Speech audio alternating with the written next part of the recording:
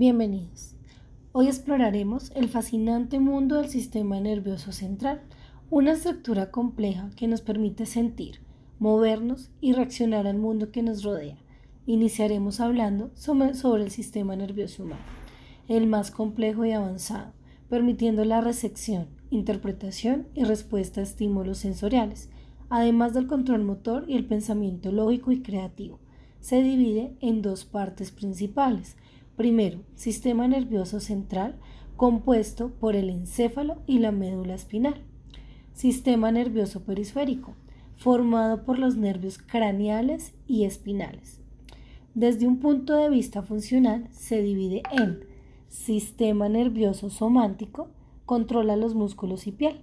Sistema nervioso autónomo, regula órganos y vasos sanguíneos. Ahora hablaremos un poquito del encéfalo, el cual tiene estructuras distintas, como el telencéfalo, diencéfalo, tronco encefálico y cerebelo, cada una con funciones específicas. Las neuronas y células gliales componen la unidad estructural y funcional del sistema nervioso, transmitiendo información mediante sinapsis y neurotransmisores.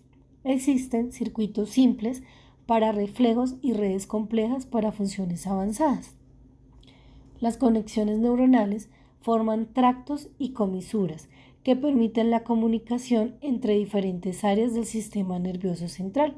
La organización es simétrica y presenta representación cruzada.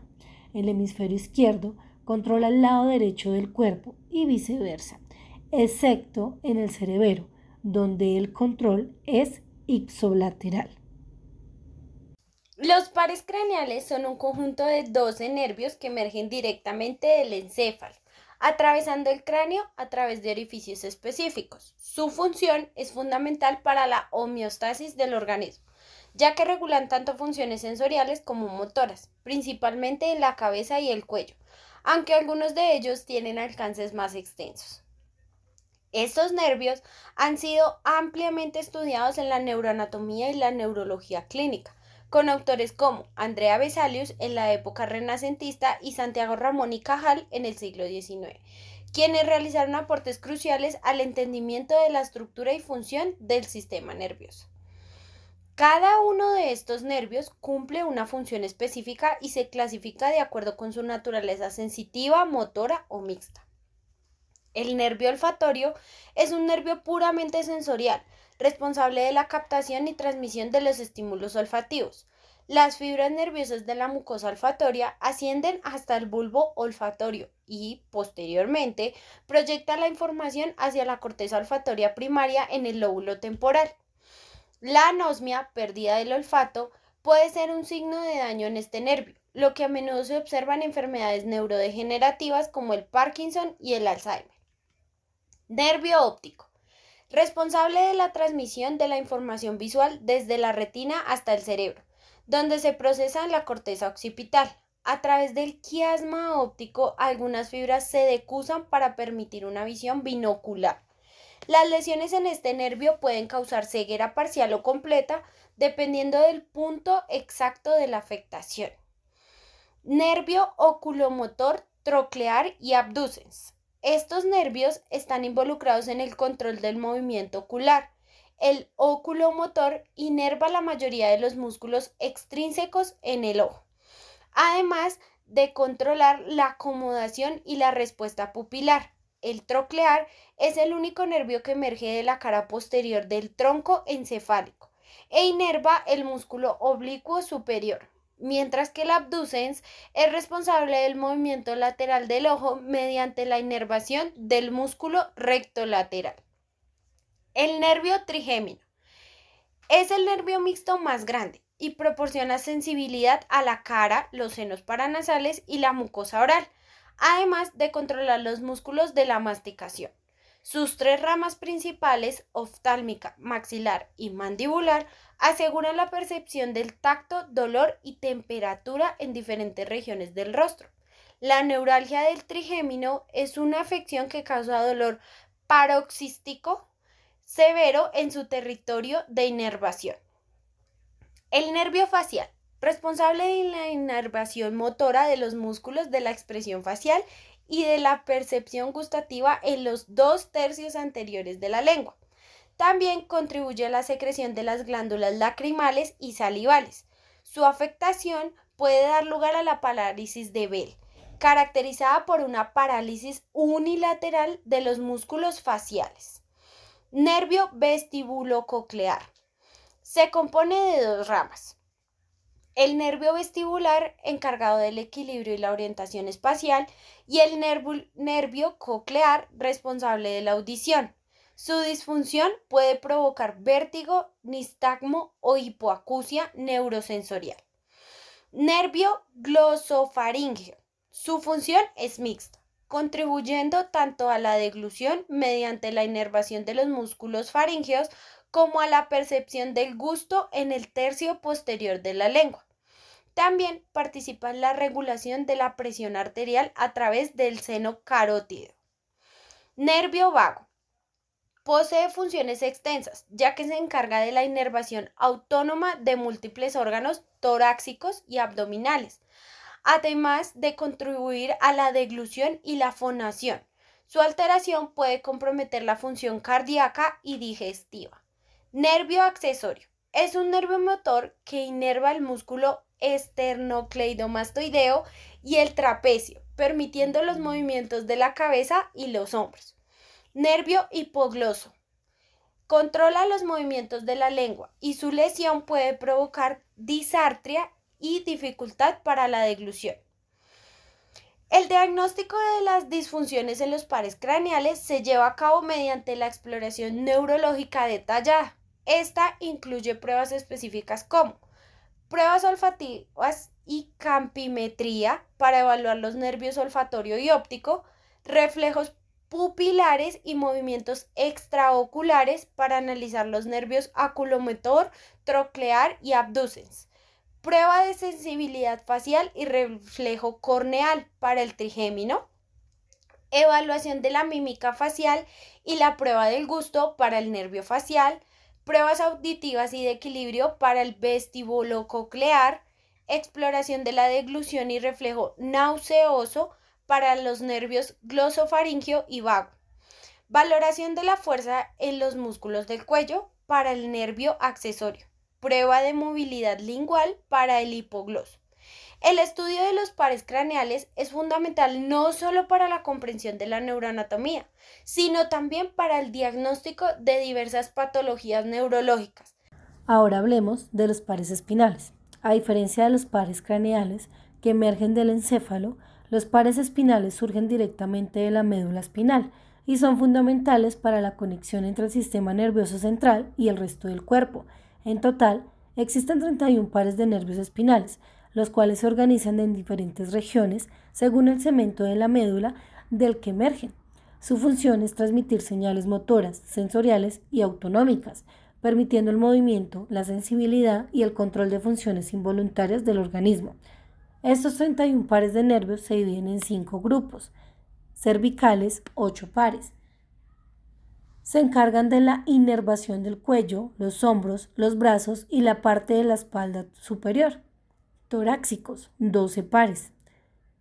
Su función principal es la inervación de los músculos intercostales y el tronco, permitiendo movimientos respiratorios y postulares. También transportan información sensible de la piel del tórax y el abdomen. Lumbares, 5 pares. Son esenciales para la movilidad y la sensibilidad de las piernas, ya que controlan los músculos de los muslos y la parte de la zona lumbar. Sacros, 5 pares, relacionados con la pelvis, el control de los órganos pélvicos y algunas funciones autonómicas, como la regulación de la vejiga y los intestinos. También están implicados en la sensibilidad y el movimiento de la parte posterior de las piernas. Coxigeo, un par, es el estímulo par espinal y tiene una función menos prominente, pero ayuda en el control del suelo pélvico y contribuye a ciertas respuestas reflejas en la región perineal. Los nervios espinales desempeñan un papel crucial en la transmisión de información sensorial y motora. Gracias a ellos, podemos percibir estímulos del entorno y ejecutar movimientos voluntarios e involuntarios. La sensibilidad somática general se transmite mediante diferentes tipos de receptores, mecanorreceptores, que son los responsables de detectar el tacto, la presión y las vibraciones. Termorreceptores, sensibles a los cambios de temperatura, como el frío y el calor. Nociceptores, encargados de la percepción de dolor, lo cual permite una respuesta rápida ante posibles lesiones y o estímulos dañinos. Cuando un par espinal se ve afectado por una lesión, puede aparecer síntomas como pérdida de sensibilidad, debilidad muscular, alteraciones en los reflejos y dolor localizado en la región inervada. En casos más graves, un daño severo en la médula espinal puede ocasionar parálisis parcial o total en ciertas áreas del cuerpo. Evaluación de los pares espinales. Ustedes se preguntarán cómo se evalúan los pares espinales de un paciente. La evaluación clínica de los pares espinales es fundamental para detectar posibles lesiones o patologías que puedan afectar la médula espinal y sus funciones. Para ello se utilizan diferentes pruebas que incluyen valoración de reflejos. Se examinan los reflejos osteotendinosos como el reflejo patelar, rodilla, y el aquiliano, tobillo, para evaluar la integridad de los circuitos neuromusculares. Pruebas de fuerza muscular. Se analiza la capacidad de contracción y resistencia de distintos grupos musculares, los que ayudan a identificar debilidad o parálisis. Evaluación de la sensibilidad. Se realiza mediante pruebas táctiles, de temperatura y de percepción de dolor en diferentes partes del cuerpo, con el objetivo de determinar si hay alteraciones sensoriales. Además, se puede evaluar reflejos medulares específicos, como reflejo flexor de retirada, que se activa en respuesta a un estímulo doloroso y genera la retracción automática del miembro afectado.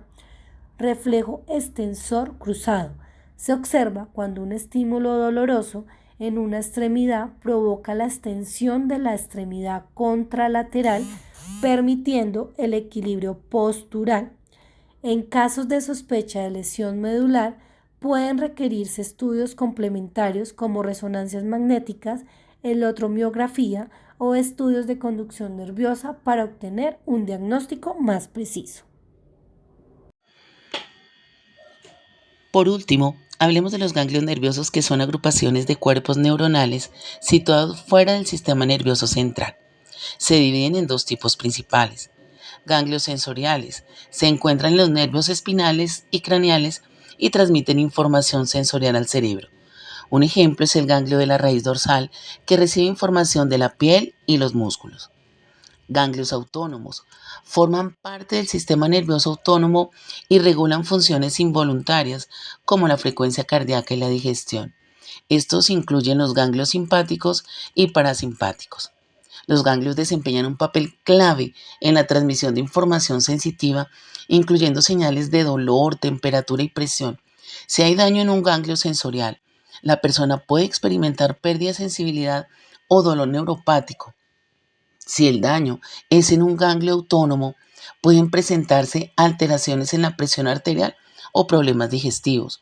Los ganglios basales son un grupo de núcleos subcorticales en el cerebro que desempeñan un papel crucial en diversas funciones motoras y cognitivas. Aquí voy a detallar algunas de sus funciones más importantes. Control de movimiento. Los ganglios basales son fundamentales para la planificación y ejecución de movimientos voluntarios. Ayudan a iniciar y regular la actividad motora, asegurando que los movimientos sean fluidos y coordinados.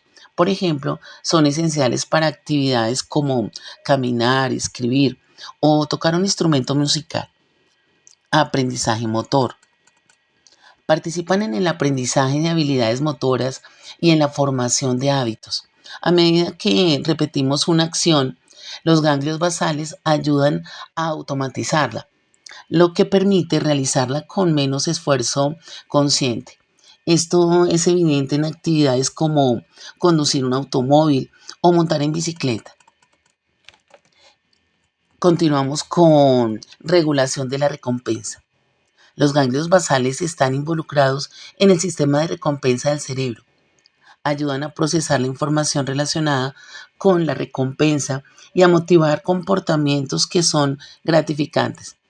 Por ejemplo, cuando una persona recibe una recompensa por un comportamiento, los ganglios basales se activan, lo que refuerza la probabilidad de que ese comportamiento se repita. Control de la emoción y la conducta. Además de su papel en el movimiento, los ganglios basales también están implicados en la regulación de las emociones y el comportamiento. Pueden influir en la toma de decisiones y en la forma en que respondemos a situaciones sociales. Por ejemplo, pueden afectar la forma en que una persona reacciona ante el estrés o ante la frustración. Inhibición de movimientos no deseados. Los ganglios basales ayudan a suprimir movimientos involuntarios o no deseados, lo que es esencial para mantener un control motor. Esto es especialmente importante en condiciones como el Parkinson, donde la disfunción de los ganglios basales puede llevar a temblores y dificultad para iniciar movimientos. Aprendido sobre los pares craneales, los pares espinales, los ganglios nerviosos y la organización general del sistema nervioso humano. Gracias por acompañarnos en este recorrido por la neuroanatomía. Bye bye.